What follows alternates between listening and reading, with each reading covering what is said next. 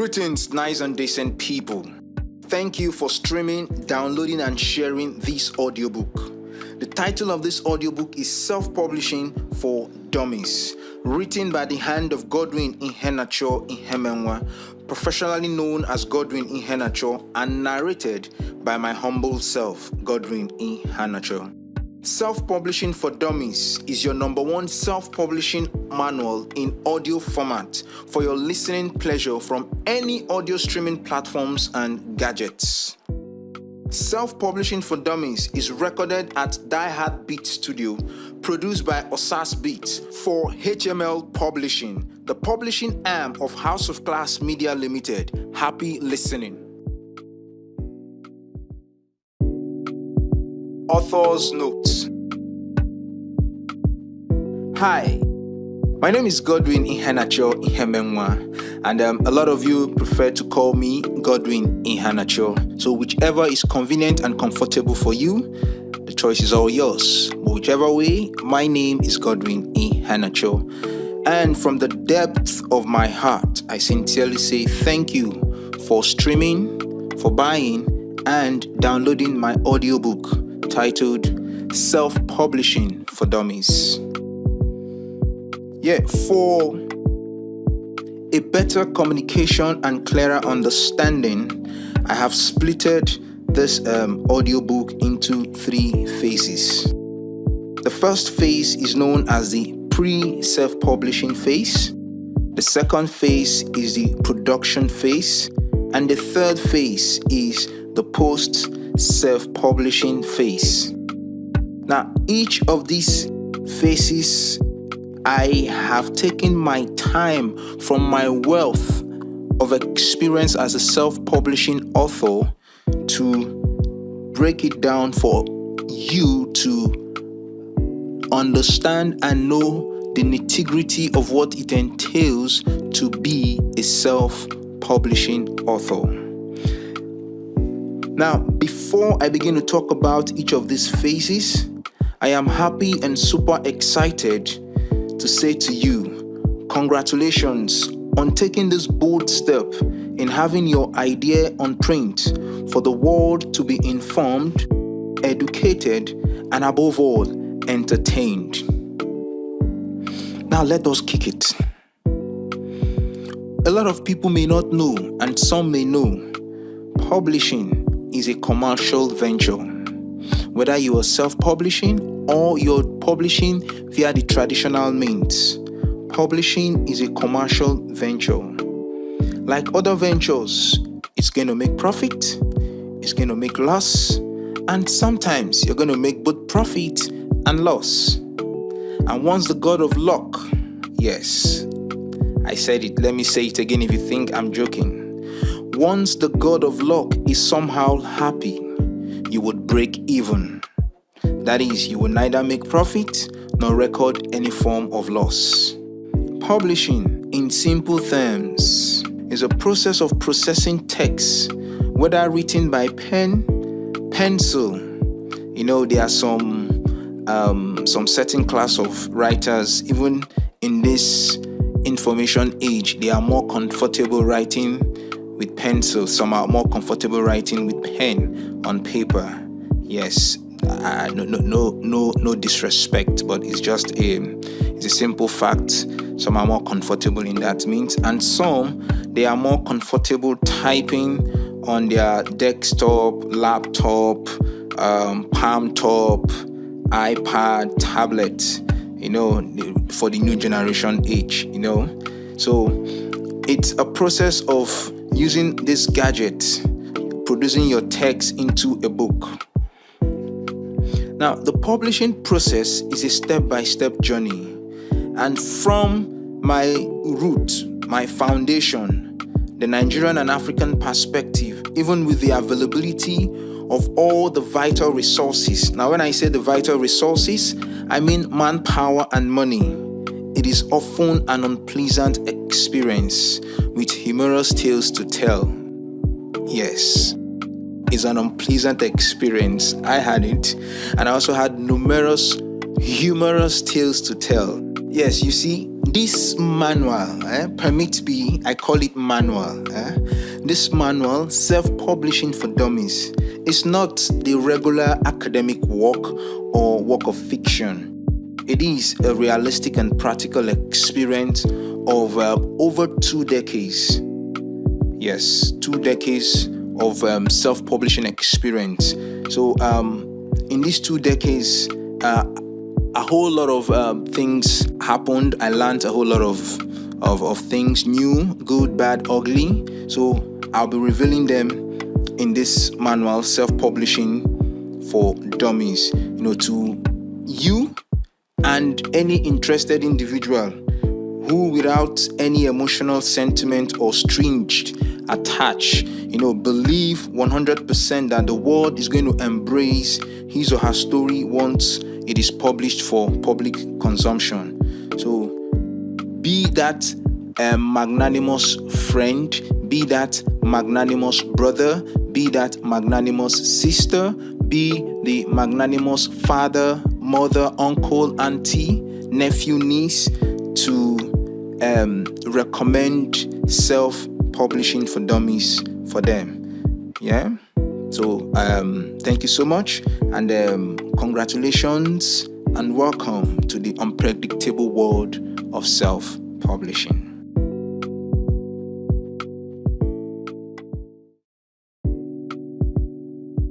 Introduction.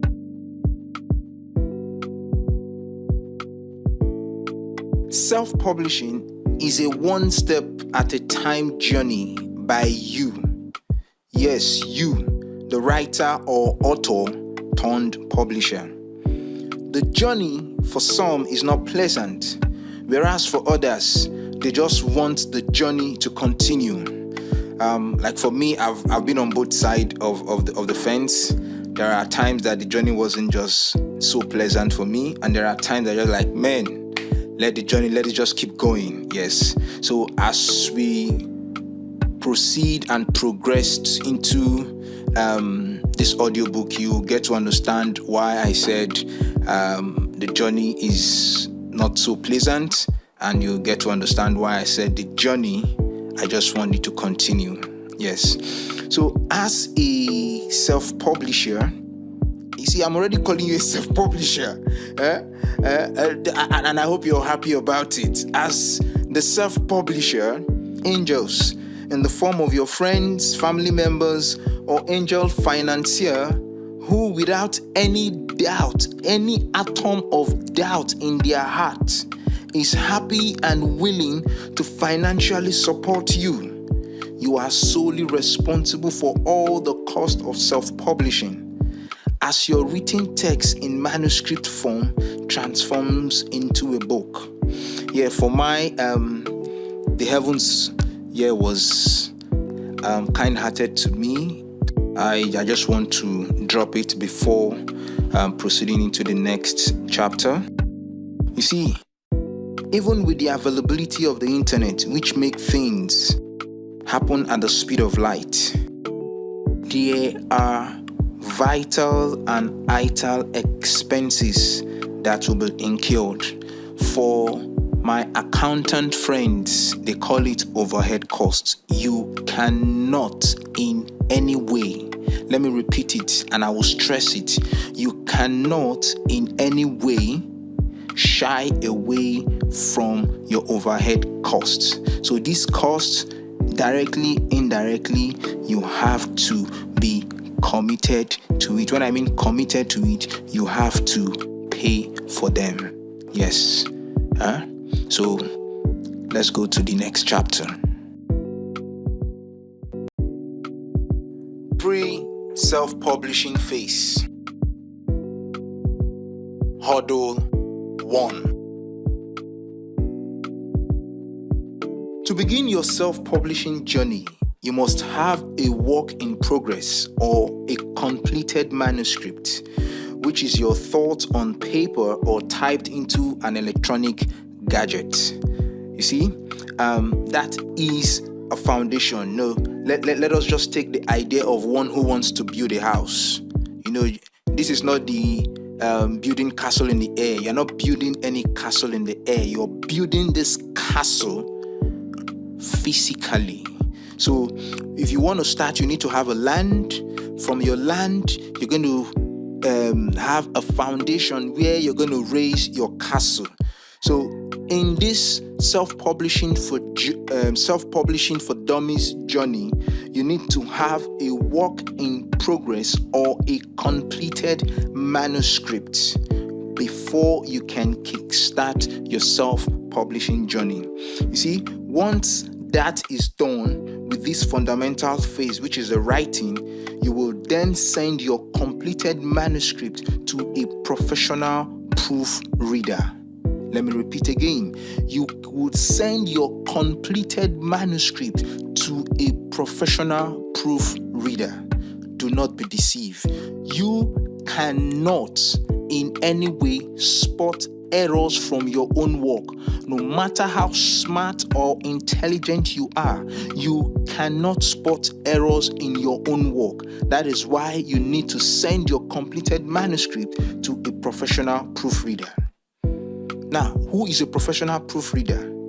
In simple words, a professional proofreader is an individual that is trained to spot spelling errors and typographical errors. They are good at that. Your punctuation, where you need to have your comma, your full stop, your semicolon, your apostrophe, your exclamation, that is their job and they are good at that. That is why I said you need to send your completed manuscript to a professional proofreader. The proofreader is your first hurdle. You must successfully overcome the proofreader. If not, you need to go back again to your manuscript. So the professional proofreader, just as I've said, will look out for typographical errors, spelling errors that is in your completed manuscript.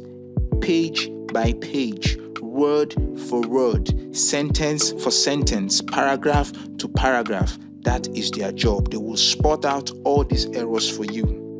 So this professional proofreader may not necessarily be a close family member, relative, friend, or colleague. However, if any of these persons, your relative, your friend, your colleague, qualify to be the right and preferred proofreader, then you can happily send your manuscript to them. Don't forget, this is not free. Even if your family member, relatives, or friend is not going to put a certain amount to the proofreading job they will do for you, come on, courtesy demand. They have spent time. They are engaged. So for them to take out an hour, 2 hours, 3 hours to read your manuscript, to spot out errors, typographical errors, come on, man. You should at least appreciate that time that they have spent, even if they are not going to say, pay me X, Y, Z. Appreciate that amount of time that they have spent. And when I mean appreciate, you know what to do. Give them something reasonable. Give them something tangible for the time that they have spent proofreading your manuscript. You see, in my own opinion, send both the soft copy and the hard copy to your professional proofreader. I know most times some traditional proofreader will tell you, don't worry about the soft copy, just give me the hard copy, I'll go through it. But I am telling you, send both the soft copy and the hard copy. Yes.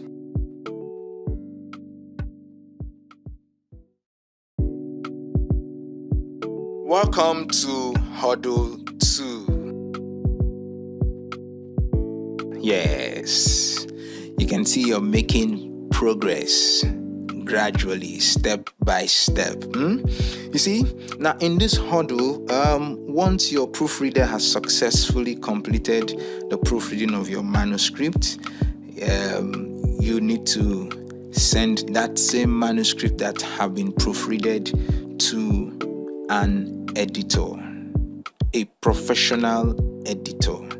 Yes. So before I talk about this professional editor, you see, it is important that I make this point. Very, very important. You see, at times it is not in all scenario. There are times a proofreader can double as an editor. Do not get it wrong. I'm not saying a proofreader is an editor, neither am I saying an editor is a proofreader. All I'm saying that there are certain scenarios that a proofreader qualifies as or double as an editor. So once that happens, you should be able to understand, you see, so that your manuscript editor will edit your manuscript very well once it's done with proofreading. But if the proofreader is not the editor, please send the proofreaded manuscript to the editor.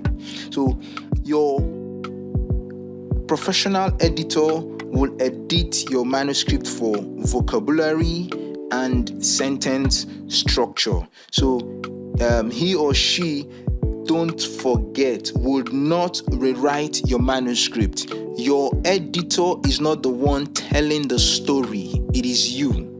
So the story is in your head, and it is the job of the professional editor to understand the story angle, the story idea, and where you are coming from and where you are going. If the editor do not understand these fundamentals about your storytelling, there is every tendency of your professional editor rewriting your story, and it is very, very wrong.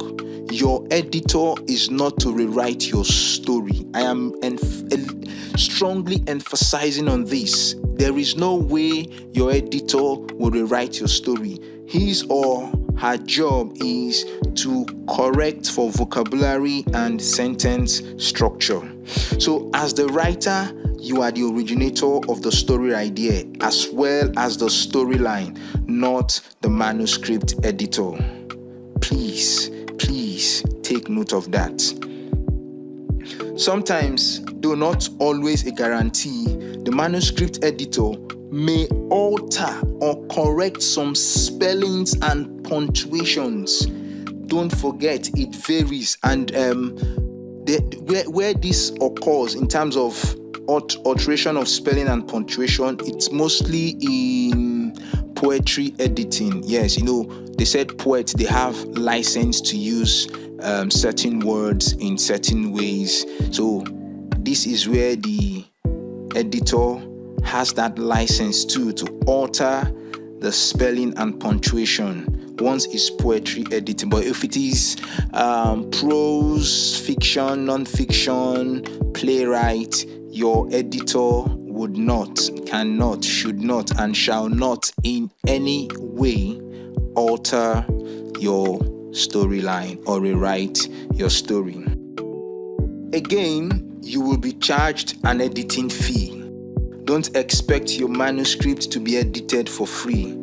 And even if you are a first-time writer in the process of becoming an author, with credit acknowledgement to the manuscript editor, and even if they are a member of your family, your friends, you still have to pay that professional fee, or let me just call it familiarity fee. Don't take things for granted. Please do not.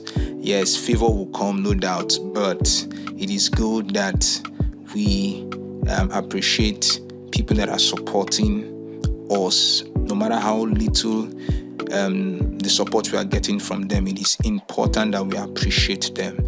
So, and most of these editors, proofreaders, this is what they do for a living. Bills will be paid. So you can't just go and tell them, I'm a first-time author, just support me.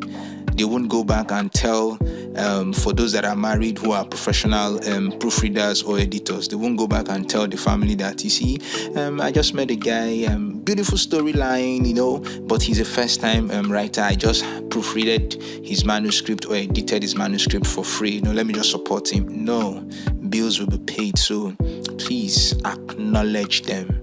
Acknowledge them. Huh? Yeah. Thank you so much.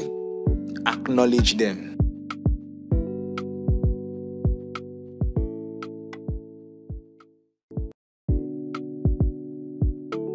Hurdle 3.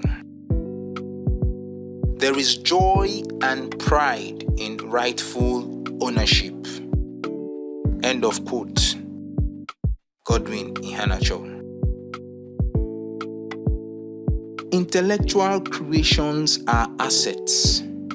You see, whether they are tangible or intangible,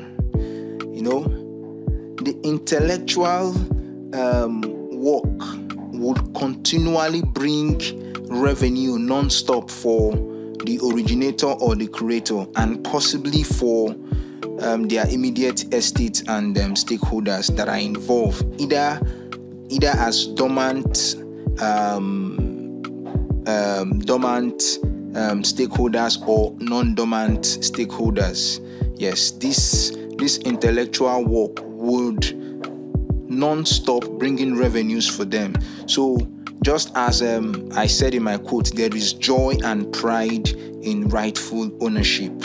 So in this huddle, we will be talking about copywriting of your intellectual work.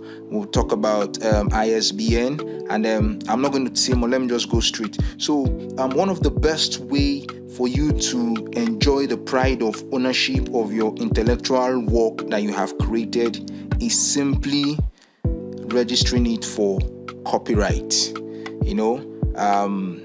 This copyright, you have to do it legitimately. You have to do it legally with the consigned and authorized registering bodies. So my learned colleagues, that's what we usually call them, which are the lawyers, they are good. This is where you need them. Yes. And I know some lawyers, they will want to do this pro bono, but for me, kindly appreciate that pro bono effort. Yes, appreciate the pro bono effort.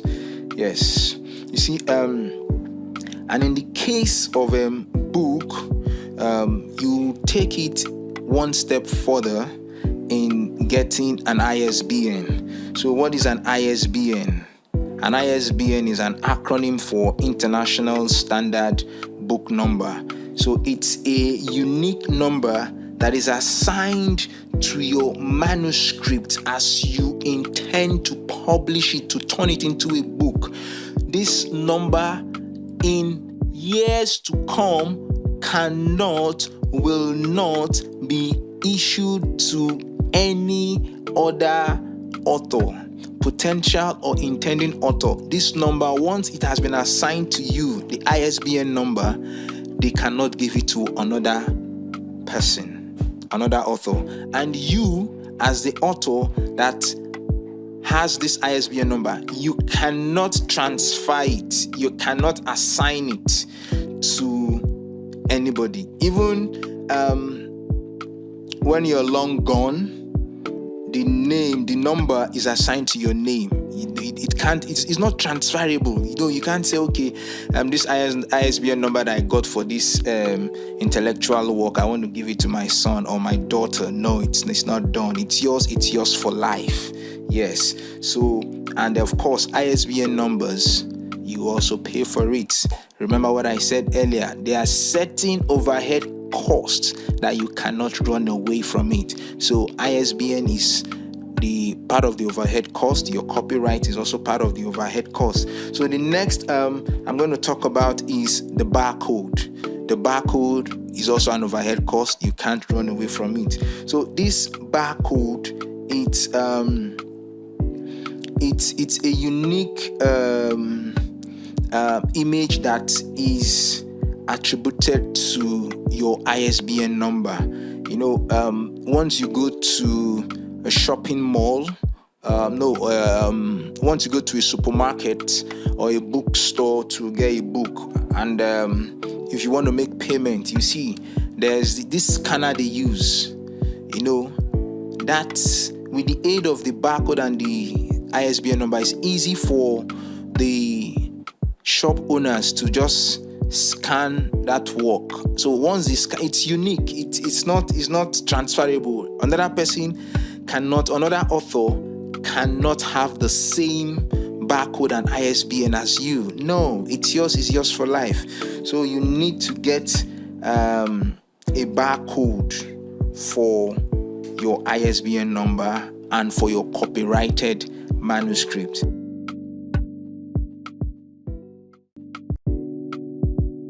Hurdle 4.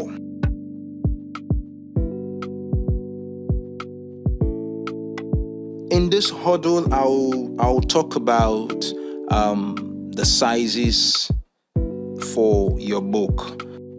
Talking about size, you see, it is not applicable to creative books. With the ongoing battle for sales, readership, between hard copy and soft copy books, the size of your book must be standard to aid purchase, to aid readership, and to aid storage space. So as a potential author, there is a particular size you will really love to see and have your manuscript shaped into. This is not saying that you woke up from the wrong side of the bed. No, I said no. You need to have that required and standard size for your manuscript that is becoming or turning into a book. So there are numerous sizes for a book, you see, but the globally accepted standard book sizes are 5x8 and 6x9. Let me just be magnanimous to mention other book sizes. We have 4.25 by 6.87. We also have 5.25 by 8. We have the 5.5 by 8 by 5. We have 7.5 by 7.5. We have 7 by 10. We have 10 by 8, and we have 8.5 by 11. These are various book sizes for various books. Children literature, don't forget, the size of your book in terms of children literature is also key, because children literature come with illustration. They are kids and they come with colors. Kids, they are very, very, very smart, and they are they just know how to go about it. So if you are a kid author, the size of your book is very important. But do not forget, the globally accepted book size standard is 5x8 and 6x9. So for any of these book sizes to be recommended and accepted, you as a potential author should put your audience into consideration. That is the reason why you are writing the book. You are not writing it to read it yourself. They are the reason, your readers are the reason you are writing this book. So you have to put them into consideration. And there's something I would love to say. Selecting or choosing the size of your book is free, but at the same time, it also comes with some subjective clause. Hurdle 5. Now that you are happy with the chosen size for your work in progress manuscript, the next hurdle, which is hurdle 5, is the interior look of your manuscript, or let me say your proposed book. Yes, see, trust me, this saying they usually say, looking good is truly good business. It is also applicable to literary works. You don't want the interior part of your book to look unpleasant and unacceptable. So the interior look of your anticipated book shouldn't be any less than better. You see, if not close to the very best, even as no man, including myself, in all ramifications, has ever come closer to being the best, your interior look of your manuscript should be close to being better. So in considering the right and preferred interior, you need to consider the font you're going to use. So your font must be reader friendly. Your font size must be reader friendly. The line spacing also should not be too clumsy. It should be reader friendly. You should page number your interior very well so as not to misguide your readers. Not page 3, then you see page 8. Some might say, how can that happen? I'm telling you, it has happened. And those who have made those mistakes, they will come to agree with me. So you need to, these are sensitive and vital parts you need to take into consideration. Proper page numbering, page labeling, and your paper type. We have cream color, we have white, so these are the things you need to consider. For those of us that are writing for children, you should know that children works that comes with illustration, and this illustration are colored, should be on white paper, so that children, no matter how close watch you keep them, unconsciously they might just tear this book. These are children, so our parents, they know what I'm also talking about. So you need to put all things into consideration when selecting your interior look for your manuscript. Yes.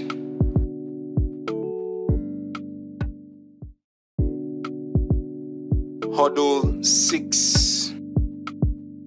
You see, no doubt your anticipated book is gradually taking shape. You see, while giving yourself a pinch of accolade, this hurdle 6, that talks about your book cover image, your book cover design, should not be taken as a stand-up comic. Yes, even if your content, even if what you've written down is 100% hilarious, do not take the cover and design of your book as a comic.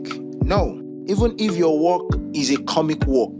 When I mean don't take it as a comic, I don't mean that for those of us that have written comic work, no disrespect, but when I mean don't take it as a comic, don't just come with anyhow cover which is copyrighted or which is not yours, or cover that has been licensed. You just bring and just go in and do. No, you remember the garbage in and garbage out. Don't do that for your book. It is not advisable. In as much as I am a very strong antagonist of packaging being deceptive, the cover image as well as the design of your book should be top notch. Yes. See, this is my untold secret. Even with the most outstanding written and audiovisual sales pitch, for your book, the final look, when I mean the final look, I mean the creative design of your book cover is the only factor that stands between you and your potential audience buying your book.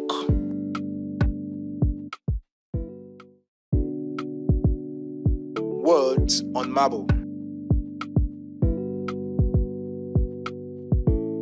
Before I can confidently whisper, "Well done" to you, I would advise that you proofread your book again, checklisting the following.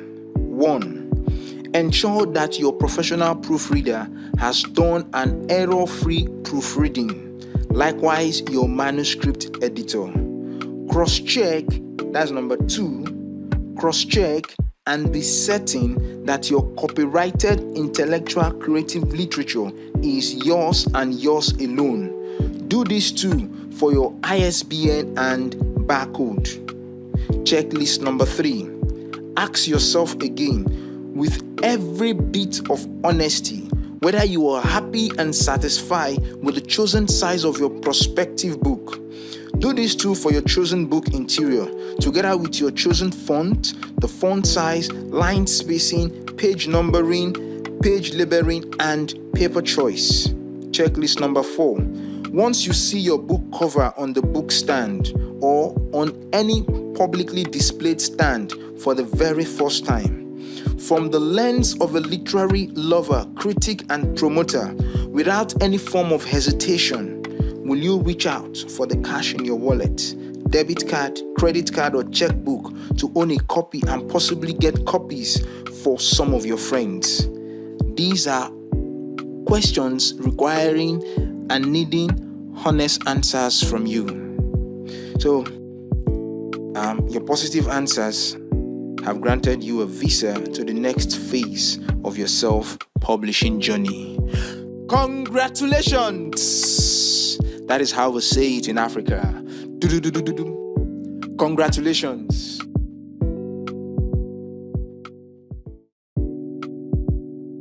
Production phase.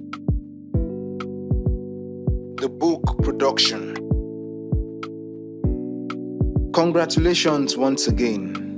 You see, the internet is changing things with the speed of light, and the book production sector is not an exception.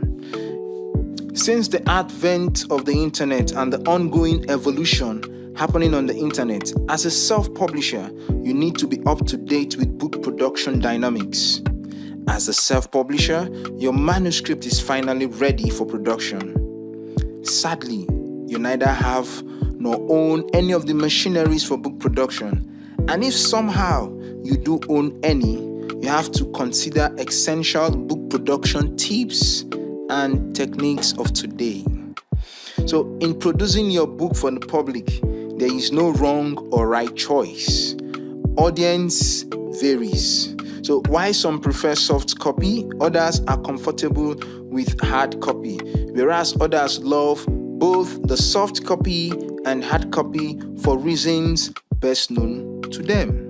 On the flip side, you see, there are book audience who just love subscription. So what this simply means is a book lover would subscribe to an online bookstore to have either limited access or unlimited access depending on the subscription plan the book lover has subscribed to. Once access is granted, the book lover browses for books in the online bookstore catalog, and once choice book is seen, he or she begins to read the book. So he or she neither owns a hard copy or a soft copy, but is reading the book. So don't worry and panic in that area of getting paid as the author of the book. Once your book or books is available on this online bookstore platform, you'll be paid based on the number of reads your book or books get daily, weekly, and even monthly. So the online bookstore, they calculate the total number of reads your book or books have received and pay you your royalty after deducting tax. I know a lot of people don't like that word. It's a 3-letter word, tax, T-A-X, but it is very, very key. You know, every bookstore, they would always deduct tax before paying you. So, and this royalty payment can either be monthly, quarterly, biannually, or annually. So, see, talking about royalty, I would expand more on royalty in the post-self-publishing phase. So for now, let us just focus on the production of your book. So there are 2 forms of production of your book. You see, both are good. You know, we have the traditional self-publishing book production and the new age self-publishing book production. You see, now this traditional self-book production is you're doing the print of your book. So you would print ahead, minimum. Some they do 500, some they do 1,000, some they will print for 5,000. So that is the traditional self-publishing book production. So you just print 1,000 copy, 5,000 copies of your book.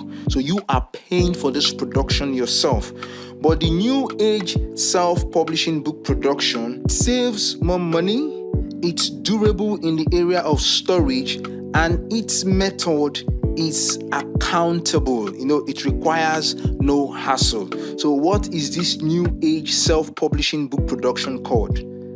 You know it as POD, but I know it as print on demand. So the print on demand POD is a prepaid and cost-effective book printing technology. It prints a book once an order is successfully received. How does that happen? Okay, this is it. I will take you through the process. You see, the print on demand printing technology recognizes you as the author and self-publisher, and it surely accords you that honor.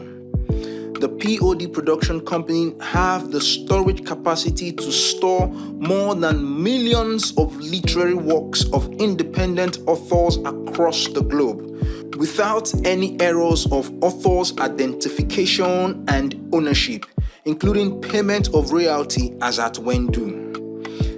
Before the authorship and self-publisher recognition from the POD production company, you as the intending author and self-publisher need to indicate your self-publishing interest by registering on their online platform. Once the self-publisher registration process is successful, the POD book production process begins. There is an online form already created. The POD book production company have simplified the processes, as all you, the author and self-publisher, needs to do is to fill in the correct information required.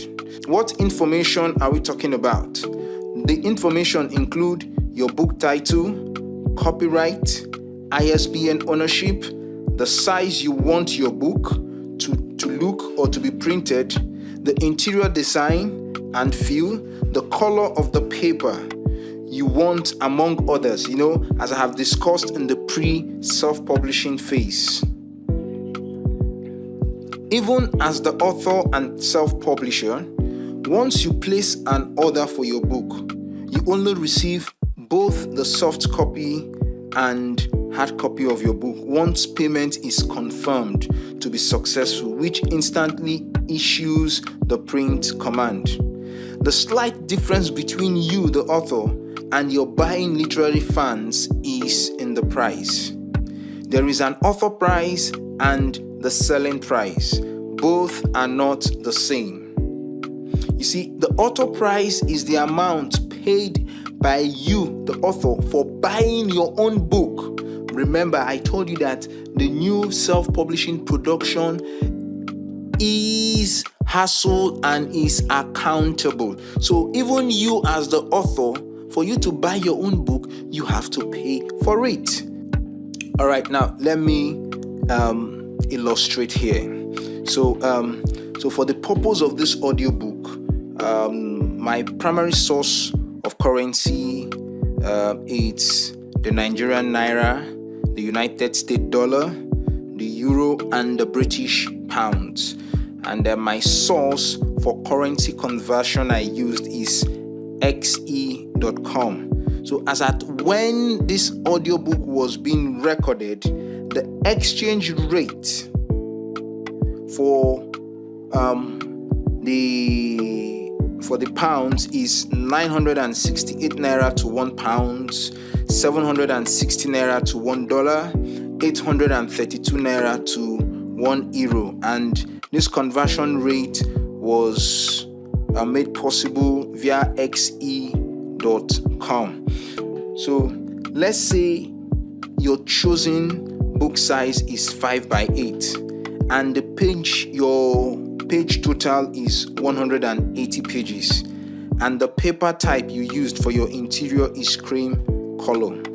So from these factors, you decide to put your selling price for $6.57, 6.01 euro, and 5.16 pounds. So this amount is inclusive of the sum total of the amount the POD book production company will charge you. So the book production company will charge your literary fans for the printing, delivery, and tax once they place order for your book. So let's say all these factors that I mentioned, book printing, delivery, and tax from your book production company. Let's say the total is for the dollar is 3.55 US dollars, for euro is 3.25 euro, and for the British pounds is 2.79 pounds, and whereas for the naira it is 2,700 naira. Once the printing order receives the command upon confirming that the payment is successful, the POD book production company would subtract that printing, delivery, and tax amount from the selling price. So the balance comes to you as your royalty. So don't forget, I said the selling price for the US dollars is $6.57. So the book company charges $3.55. If this amount is deducted from, if 3.55 is deducted from 6.57, the balance of $3.02 comes to you as your royalty. So this is a transaction for a unit of your book. Based on the signed agreement, you see, some POD book production companies remit either monthly, quarterly, biannually, or annually. So it's just between you and the book and the POD book production company. So once you are buying your own book, there is no royalty. However, tax might be charged. Also, as the author, you will pay author's price for the printing and a separate and different amount for delivery.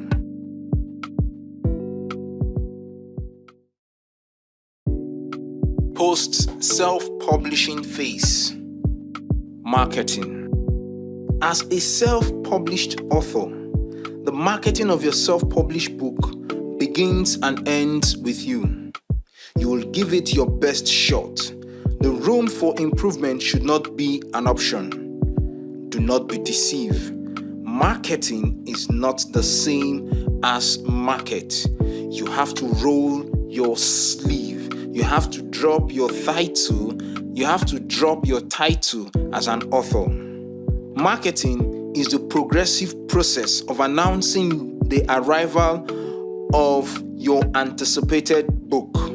You see, in marketing your book as the self-publisher, you have to put aside, I've mentioned this earlier, you have to put aside your author title and roll up your sleeves, you see, and embrace the title of a marketer for an awesome marketing experience with the sole aim of having your book on the bookshelves and in the hands and mobile devices in the literary circle.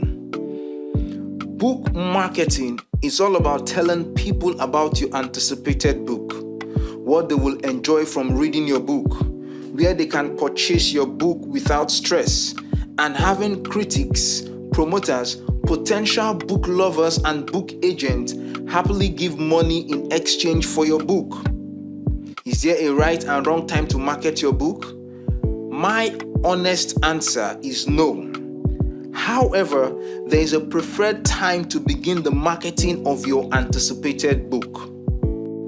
That preferred time is when your manuscript is passing through the different scrutiny processes. So when I say scrutiny, I mean the proofreading, the editing, the interior and page planning, including your book cover design. So the moment your manuscript is going through this processes, that is the best and the preferred time you can start marketing your book.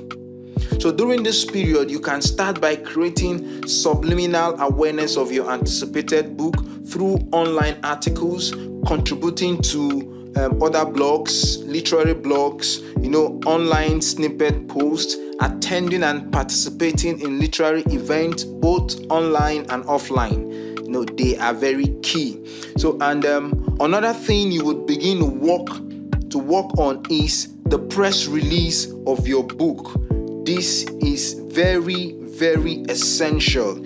You have to write a press release to print houses, to blogs, to radio, TV stations, telling them that your book in no time will be ready. So you have to also get literary journalists, you have to get book reviewers to review your book. This is also a way of marketing your book.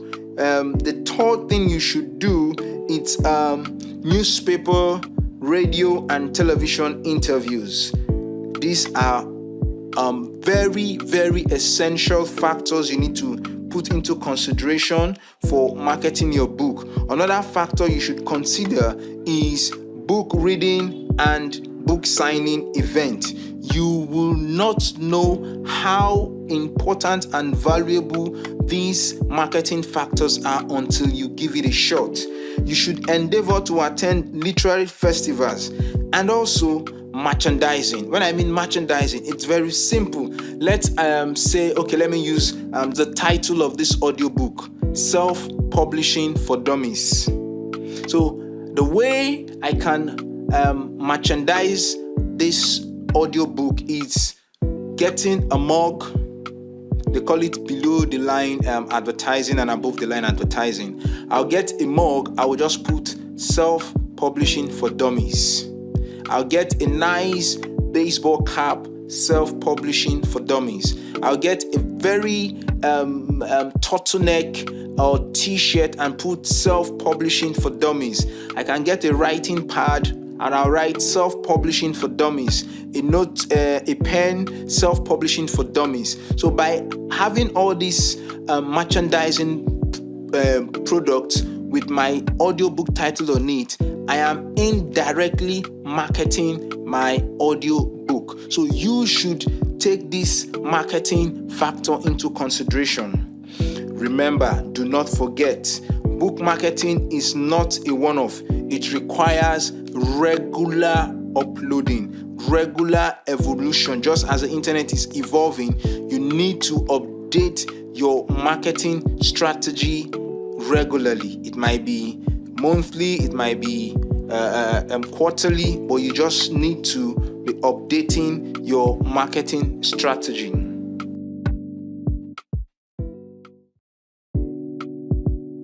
Royalty.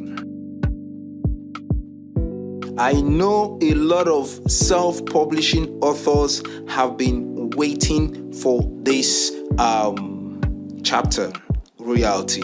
You see, it is even myself. When I first self-published my book, I looked forward to my first royalty payment, and I couldn't just express how I felt, having that credit alert that this is what is due to me from my book. And also I want to thank everyone that bought my book. It's titled Silver Lining the Genesis, Silver Lining the Confession. And also I'm saying a big thank you to all of you that has streamed, downloaded, and purchased this audiobook, Self-Publishing for Dummies. Thank you so much.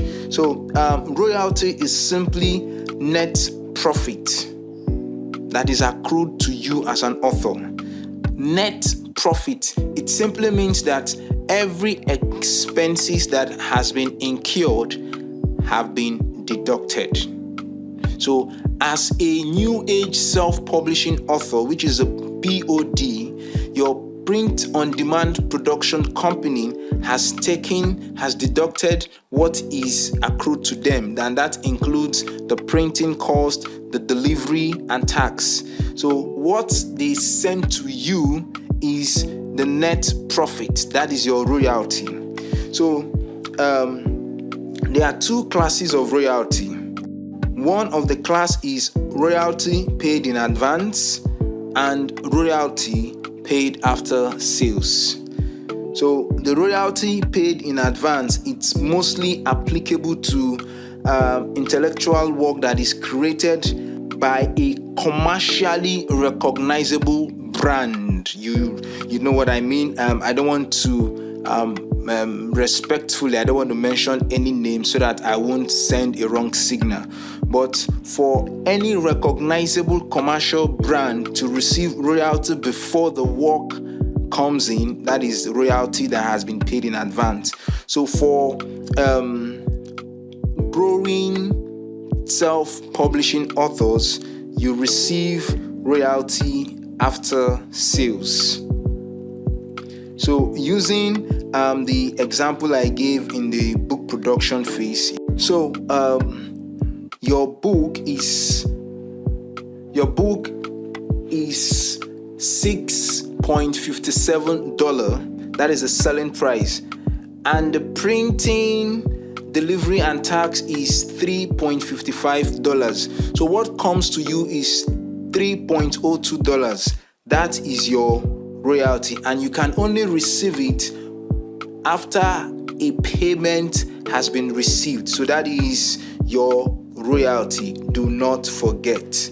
So that money might come weekly, might come monthly, might come biannually, might come quarterly, might come annually. It all depends on the agreement that you have signed with the book and the POD book production company. So that is it for royalty.